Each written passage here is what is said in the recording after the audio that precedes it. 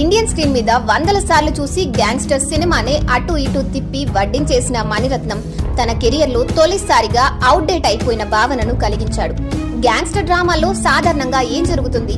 సామాన్యుడిగా ప్రయాణం మొదలుపెట్టిన ఒక వ్యక్తి నేర సామ్రాజ్యంలో ఎవ్వరూ అందుకోలేని స్థాయికి చేరుకుంటాడు.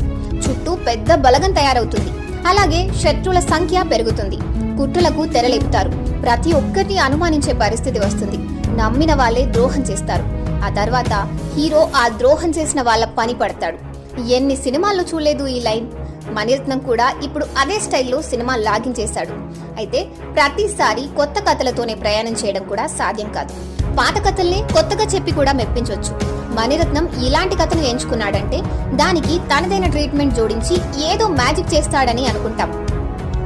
థగ్ లైఫ్ మొదట్లో అలాంటి ఆశల్ని రేకెత్తించింది. తన దర్శకత్వంలో వచ్చిన నవాబ్ తరహాలోని ఒక ఇంట్రెస్టింగ్ సెటప్ ను ఆయన